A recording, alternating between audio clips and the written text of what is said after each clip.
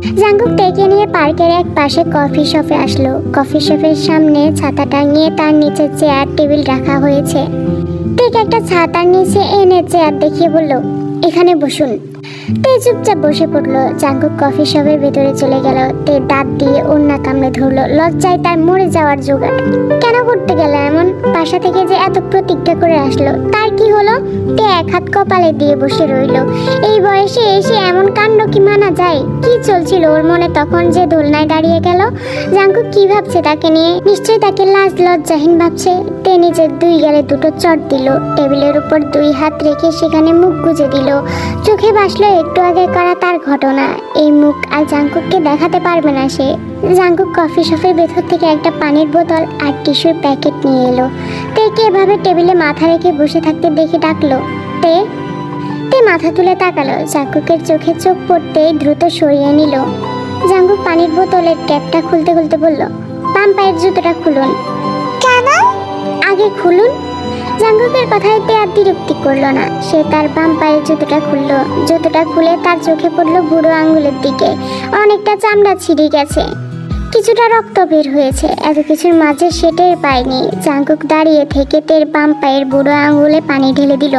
তে হালকা জ্বলনি অনুভব করলো। জাঙ্কুক পানি ঢালা থামিয়ে টিস্যুর প্যাকেটটা তের হাতে দিয়ে বলল, কতটা ভালো করে মুছে নিন, নয়তো ইনফেকশন হয়ে যাবে। এখানে ফার্স্ট এইডের কিছু নেই, তাই আপাতত টিস্যু দিয়ে কাজ সারতে হবে।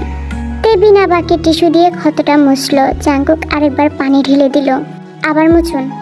টিস্যুর প্যাকেট থেকে আরেকটা টিস্যু নিয়ে ভালো করে মুছলো তে। জাঙ্কুক দাঁড়িয়ে দাঁড়িয়ে দেখলো, তারপর সন্তুষ্ট হয়ে চেয়ারে বসে পড়লো। পানির বোতলটার ক্যাপ লাগিয়ে টেবিলের উপর রেখে দিল। তে জাঙ্কুকের দিকে আট ঝুঁকে তাকালো। শান্ত মুখে বসে ফোন টিপছে। কোনো অস্থিরতা নেই, একদম দিঘির পানির মতো শান্ত। আগে যা হয়েছে এর জন্য সরি। আসলে এর আগে যতবার এসেছি ততবারই এরকম করেছি, তো অতিরিক্ত অস্থিরতায় আসলে হুঁশ ছিল না। I am sorry. জাঙ্কুক ফোনের দিকে চোখ রেখে এক হাতে থুতনি ঘষে জিজ্ঞেস করলো, এর আগে কার সাথে এসেছেন? বন্ধুদের সাথে এসেছি। জাঙ্কুক ফোন থেকে মুখ তুলে তের দিকে তাকালো। ছেলে বন্ধু? না না, মেয়ে বন্ধু। একজনকে আপনি দেখেছেন, ওই যে ওই দিন বাজারে আমার সাথে ছিল, ওর নাম জিসু। জাঙ্কুক মাথা নাড়ালো, সে চিনেছে। তো বন্ধুদের নিয়ে এসেও এসব করেন? আমি একা করি না, ওরাও করে। আমাকে এটা জিসু শিখিয়েছে। জাঙ্কুক কৌতুকপূর্ণ দৃষ্টিতে তাকালো। আজকালকার মেয়েরা কি সব জিনিস আবিষ্কার করে বেড়াচ্ছে। দোলনায় দাঁড়িয়ে দোল খাওয়াও কোনো কাজ হতে পারে? কফি শপে কাজ করা ছেলেটা এসে 2 কাপ কফি দিয়ে গেল। তে কফিটা নিয়ে ছোট একটা চুমুক দিল। গরম কফি তার জিভ পুড়িয়ে দিল। দাঁত চেপে যন্ত্রণাটা সহ্য করে কফির কাপটা নামিয়ে রাখলো। খানিক বাদেই কফি শপের মালিক ছুটে এলো। বয়স তেমন বেশি না, জাঙ্কুকের বয়সই হবে। জাঙ্কুকের কাছে এসে হাত কসলাতে কসলাতে বলল, আমার কি সৌভাগ্য আপনি আমার দোকানে এসেছেন ভাই। দোকানের কাজ করা ছেলেটা আপনারা চিনে নাই, তাই পানি আর টিস্যুর দাম রাখছে। জাঙ্কুক হাত তুলে থামিয়ে বলল, এটা আপনার ব্যবসা, দাম তো রাখবেই সে। দোকানের মালিক লোকটা তেকে এক পলক দেখে জাঙ্কুককে জিজ্ঞেস করলো, ভাই উনি কি আমার হবু বউ? তে কফির কাপের দিকে তাকিয়েছিল। এই কথা শুনে জাঙ্কুকের দিকে তাকালো। টেবিলের অপর প্রান্তে পায়ের উপর পা তুলে বসে আছে। এক হাত টেবিলের উপর রাখা, অন্য হাত উরুর উপর। কেমন নেতা নেতা ভাব। জাঙ্কুকের বলা সহজ কথাটাই তের বুকের ভেতর টিপ টিপ আওয়াজ হলো। নিজের আশেপাশে সবকিছুকে রঙিন মনে হলো। প্রথম প্রেমের অনুভূতিতে তার মন প্রাণ নেচে উঠল। দোকানের লোকটা জাঙ্কুকের কথা শুনে তের দিকে হাসি মুখে তাকায়। আসসালামু আলাইকুম ভাবি। বিনিময়ে তে সালামের জবাব দিল। লোকটা তের দিকে কিছুটা এগিয়ে এসে বলল, ভাবি কি খাবেন বলেন? ফাস্টফুডের মাঝে বার্গার, চিকেন ফ্রাইয়ের ব্যবস্থা আছে। তে জাঙ্কুকের দিকে তাকালো। জাঙ্কুক তের দিকে তাকিয়েছিল। তেকে তাকাতে দেখে ভ্রু নাচিয়ে বুঝালো তে কি খাবে তা বলতে। তে দোকানের লোকটার দিকে তাকিয়ে বলল, আমি কিছু খাবো না। না ভাবি, আপনাকে খেতেই হবে। ভাই আপনাকে নিয়েই প্রথম আমাদের দোকানে আসছে, শুধু কফি খেলে হবে না। তে আরেকবার তাকালো জাঙ্কুকের দিকে। জাঙ্কুকের কোনো নড়চড় নেই, সে আগের মতোই তাকিয়ে আছে। আচ্ছা ঠিক আছে, বার্গার খাবো। লোকটা খুশি হয়ে জাঙ্কুককে জিজ্ঞেস করলো, ভাই আপনার জন্য? আমার কিছু লাগবে না, আমার 2 জন বোন আছে, সাথে তাদের জন্য বার্গার, চিকেন ফ্রাই দুটোই। আর আমার দলের ছেলেরা এসেছে, তাদের জন্য কফির ব্যবস্থা করে দিন। লোকটা অর্ডার পেয়ে চলে গেল। জাঙ্কুক তৎক্ষণাৎ ফোন বের করে ইউনুকে কল দিয়ে ন্যান্সি আর আইরিনকে নিয়ে আসতে বলল, দলের বাকিদেরও সাথে আসতে বলল। তারপর তের দিকে তাকিয়ে বলল, কফিটা খান, ঠান্ডা হয়ে যাচ্ছে। তে কফির কাপে চুমুক দিল, আসলে ঠান্ডা হয়ে গিয়েছে। তারপর সে পুরো কফিটা শেষ করলো। কিছুক্ষণ পরে আইরিন আর ন্যান্সিকে নিয়ে চলে আসলো ইউনো। আস্তে আস্তে বাকি ছেলেরাও এসে অন্য একটা টেবিলে বসে পড়লো। ওদেরকে কফি দেওয়া হলো। ন্যান্সি, আইরিন আর তেকে বার্গার আর চিকেন ফ্রাই সার্ভ করা হলো। ন্যান্সি আর আইরিন এক প্রকার লাফিয়ে উঠলো খাবার দেখে। জাংকুকের কল আসা জাংকুক উঠে গিয়ে কল রিসিভ করলো। ন্যান্সি খাবার সহ তাদের তিনজনের অনেকগুলো সেলফি তুলে রাখলো। তারপর খেতে খেতে তেকে বলল, জানো ভাবিমণি, ওই দিন ভাইয়াকে তোমার শাড়ি পরা ছবি দেখিয়েছিলাম। তারপর ভাইয়াকে কফি দিতে গিয়ে দেখি ভাইয়া তোমার ছবি জুম করে দেখছে। বেচারা ভাই আমার, তোমাকে ওই দিন দেখতে যেতে পারেনি তো, তাই ভাবলাম তোমার সাথে একটু দেখা করিয়ে দিই। এই জন্যই তো এত কাঠখড় পুড়িয়ে তোমাকে এখানে এনেছি। কথাটা বলে ন্যান্সি কিটকিট করে হাসলো। আইরিনও যোগ দিল সেই হাসিতে। তে বার্গার কামড় দিয়েছিল। এই কথাটা শুনে গাল ভর্তি খাবার সহ তার মুখে লাজুক একটা হাসি ফুটলো। সে তাড়াতাড়ি মুখে হাত চেপে ধরে হাসি আড়াল করলো। একবার আর চোখে তাকালো দূরে দাঁড়িয়ে ফোনে কথা বলতে থাকা জাংকুকের দিকে। ততক্ষণে জাংকুকের কথা বলা শেষ হয়ে গিয়েছে। কথা শেষ করে চেয়ারে এসে বসলো। ওদের সবাইকে হাসতে দেখে জিজ্ঞেস করলো, কি নিয়ে হাসছিস? আইরিন মাথা নাড়ালো। আসার সময় গাড়িতে ভাবিমণি তোমাকে খুঁজে না পেয়ে অনেক মন খারাপ করেছে, তোমাকে মিস করেছে, তাই না ভাবিমণি? তে অপ্রস্তুত হয়ে গেল। একবার তাকালো আইরিনের দিকে, আরেকবার তাকালো জাংকুকের দিকে। জাংকুক অর্থপূর্ণ দৃষ্টিতে ওর দিকে তাকিয়ে আছে। যে দৃষ্টির অর্থ, তাই নাকি? সে তাড়াতাড়ি চোখ সরিয়ে নিল। এই মেয়ে দুটো তো মারাত্মক। এভাবে ফাঁকা ময়দানে কেউ এসে বলে? ন্যান্সি আফসোস করে উঠল। ভাবিমণিকে আনতে না গিয়ে তুমি অন্যায় করেছো ভাইয়া, তোমার শাস্তি পাওয়া উচিত। আসলে শাস্তি পাওয়া উচিত। ঠিক আছে, শাস্তি হিসেবে তোদের ভাবিমণিকে যাওয়ার সময় না হয় আমি বাড়িতে পৌঁছে দিব, ওকে? তারপর তের দিকে তাকিয়ে চমৎকার করে হাসলো। তের গাল দুটো গরম হয়ে গেল। আর তাকালো না জাংকুকের দিকে। তিন ভাই বোন মিলে কি সব শুরু করেছে? ওকে লজ্জায় মেরে ফেলবে নাকি? খাওয়া শেষে জাংকুক ইউনোকে ডেকে কয়েকটা নোট হাতে দিয়ে বলল, বিলটা দিয়ে দে, বাকিটা তোরা খরচ কর। বিল দেওয়ার সময় দোকানের মালিক কিছুতেই বিল নিতে চাইলো না। জাংকুককে ডেকে বিল না দেওয়ার অনুরোধ করলো। জাংকুক সবাইকে নিয়ে বেরিয়ে যাচ্ছিল। পেছন ফিরে হাত উঁচিয়ে বিলটা নিয়ে নিতে বলল। পার্ক থেকে বেরিয়ে ইউনোকে দিয়ে আইরিন আর ন্যান্সিকে বাড়ির গাড়ি দিয়ে পাঠিয়ে দিল। তারপর তেকে বলল, আসুন। গাড়ির কাছে গিয়ে প্যাসেঞ্জার সিটের দরজা খুলে দিয়ে তের দিকে তাকিয়ে দাঁড়িয়ে রইল। তে ধীরে ধীরে হেঁটে গাড়িতে উঠে বসলো। হাঁটার সময় কয়েকবার জাংকুকের দিকে আর চোখে তাকিয়েছে। জাংকুক সেই যে স্থির দৃষ্টিতে ওর দিকে তাকিয়েছিল আর চোখ সরায়নি। হাসফাস করতে করতে তে দ্রুত গাড়িতে উঠে বসেছে। উঠে বসে নিজেই নিজের সিট বেল্ট বেঁধে নিয়েছে। জাংকুক গাড়িতে উঠে নিজের সিট বেল্ট বেঁধে তের দিকে তাকিয়ে বলল, আপনার সিট বেল্ট? তেকে সিট বেল্ট বাঁধা অবস্থায় দেখে থেমে গেল। তারপর গাড়ি স্টার্ট দিয়ে এক টানে রাস্তায় উঠে গেল। গাড়ি চালানোর এক পর্যায়ে জাংকুক জিজ্ঞেস করলো, বিয়েতে কি করতে চান?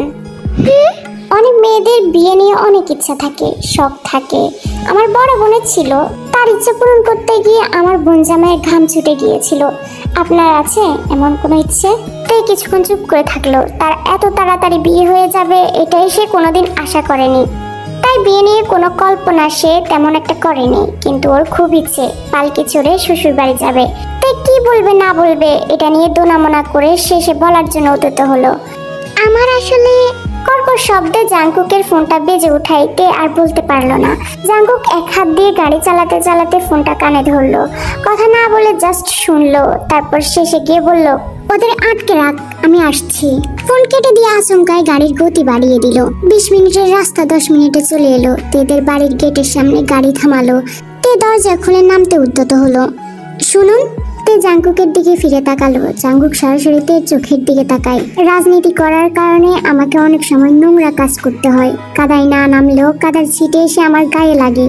আশা করব আমার সহধর্মিণী হিসেবে আমি ঘরে ফেরার পর সেই কাদা মুছে দেওয়ার দায়িত্বটুকু নেবেন। তে বিমুখ হয়ে কিছুক্ষণ তাকিয়ে রইল। কি বলবে সে বুঝতে পারলো না। সে তো রাজনীতি পছন্দই করতো না। কি থেকে যে কি হয়ে গেল। সে রাজি হয়ে গেল বিয়েতে। তেকে চুপ করে থাকতে দেখে জাংকুক প্রশ্ন করলো, দায়িত্ব নিতে পারবেন না? বিয়ে ভেঙে দিব? তে দুহাত নেড়ে বলল, না না, নিব না বলিনি তো, অবশ্যই নিব, মানে চেষ্টা করব আর কি।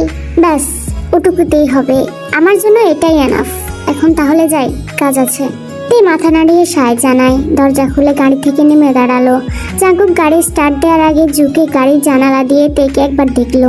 তে মনের অজান্তেই হাত উঁচিয়ে নাড়ালো। জাঙ্কুক ডান দিকে ঠোঁটের কোন বাঁকিয়ে মৃদু হাসলো। তারপর গাড়ি স্টার্ট দিয়ে বেরিয়ে গেল। জাঙ্কুকের গাড়ি যতক্ষণ দেখা গেল তে ততক্ষণ তাকিয়ে রইল সেদিকে। গাড়িতে থাকা জাঙ্কুকের প্রতি অন্যরকম এক অনুভূতির শিহরণ জাগলো মনে। পেটের ভিতর কয়েকটা প্রজাপতি ডিগবাজি খেলো। এটাই বোধ হয় প্রেম, এরপর ভালোবাসা, আর তারপর কাছে আসা। ইস! সুগা হাত ভর্তি গোলাপ নিয়ে বাড়িতে ঢুকলো, সাথে এক বাটি রসমালাই। রসমালাই জিমিনের খুব প্রিয়। বাড়িতে ঢুকে নিজে দুই একজন কাজের লোকজন ছাড়া অন্য কাউকে দেখতে পেল না। এখন সময়টা সন্ধ্যার কাছাকাছি। নিশ্চয়ই তার মা আর জিমিন দুজনে যার যার ঘরে বিশ্রাম নিচ্ছে। সুগা বড় বড় পা ফেলে দোতলায় চলে এলো। দোতলায় এসে তার মায়ের মুখোমুখি হলো। উনি আসরের নামাজ পড়ে জিমিনের খবর নিতে বের হয়েছিলেন। মেয়েটার মন খারাপ দেখার পর তার নিজেরও মন ভালো নেই। ঘর থেকে বের হয়ে সুগাকে দেখে তিনি অগ্নি দৃষ্টিতে তাকালেন। মায়ের মুখোমুখি হয়ে সুগা তাড়াতাড়ি ফুলগুলো পেছনে লুকিয়ে ফেললো। জোর করে হাসলো, কিন্তু তার মায়ের অগ্নি দৃষ্টির সামনে তা বেশিক্ষণ স্থায়ী হলো না। হাসি থামিয়ে হাতের পকেট থেকে রসমালাইয়ের বাটিটা উঁচিয়ে বলল, জিমিনের জন্য এনেছি। রসমালাই খাবে বলে ওই দিন বায়না করলো। দূর হ আমার সামনে থেকে, মেয়েটাকে মিথ্যা আশা দিয়ে বসিয়ে রেখেছিস। আসলে মা কাজ ছিল, জানোই তো বাবা বাড়িতে নেই, সব কাজ আমার উপরে। আর তাছাড়া তোমাকে একা রেখে যাই কি করে? তোকে আমার সামনে থেকে দূর হতে বললাম না? মায়ের আগুনের মতো রাগ দেখে সুগা মানে মানে কেটে পড়লো। নিজের ঘরের সামনে এসে বড় একটা শ্বাস ফেলে সাহস সঞ্চয় করলো। তারপর মুখে হাসি ফুটিয়ে আদুরে কণ্ঠে বলল, জিমিন, জিমিন। ডাকতে ডাকতে দরজা ঢেলে ঘরে ঢুকতেই চমকে গেল। ফ্লোর থেকে বিছানার সব জায়গায় জামা কাপড় ছড়ানো ছিটানো। একটু ভালো করে লক্ষ্য করে দেখলো জামা কাপড়গুলো আসলে তার। আর একটু ভালো করে দেখে বুঝতে পারলো সবগুলো ছিঁড়ে ফালা ফালা করে দেওয়া হয়েছে। শার্ট, প্যান্ট, গেঞ্জি, টি শার্ট, ব্লেজার, কোনো কিছুই বাদ নেই। সুগা চোখ সরিয়ে জিমিনের খোঁজে সামনে তাকালো। জিমিন ডিভানে আছোয়া হয়ে সামনের টেবিলে ল্যাপটপ রেখে মুভি দেখছে আর ফল খাচ্ছে। সুগা যে বাড়ি ফিরেছে এতে তার কোনো প্রতিক্রিয়া নেই। সুগা রসমালাইয়ের বাটিটা বিছানার উপর রেখে ব্যস্ত পায়ে জিমিনের সামনে দাঁড়িয়ে বলল, এসব কি জিমিন? কে করেছে এসব? আপেলের স্লাইস মুখে দিতে দিতে জিমিন উত্তর দিল, আমি করেছি। ওই যে ওখানে কাঁচিটা দেখতে পাচ্ছ না, ওইটা দিয়ে করেছি। সুগা জিমিনের দেখানো জায়গায় তাকিয়ে কাঁচিটার দিকে এক পলক দেখে অসহায়ের মতো জিজ্ঞেস করলো, কেন? তোমাকে তো কাঁচি দিয়ে কাটতে পারবো না, তাই তোমার জামা কাপড় কেটেছি। সুগা আলমারির দিকে তাকালো। আলমারিটা খোলা পড়ে আছে, ওখানে শুধু জিমিনের কাপড় রাখা। এমনটা করতে পারলে এবার আমি কি পরে বাইরে যাব? যেটা পরে আছো সেটা পরেই যাবে। ঘরের ভিতর কি পরবো? কিছু পরতে হবে না, ন্যাংটা থাকবে। আমি তোমাকে দু চোখ ভরে দেখবো। যতদিন বাপের বাড়ি না নিয়ে যাচ্ছ ততদিন তোমার জামা কাপড় পরা বন্ধ। সুগা বিস্ফোরিত চাহনি নিয়ে জিমিনের দিকে তাকিয়ে থাকলো। তার মুখের ভাষা হারিয়ে গেল এসব শুনে। মাথায় যেন ছোটখাটো একটা বাজ পড়লো।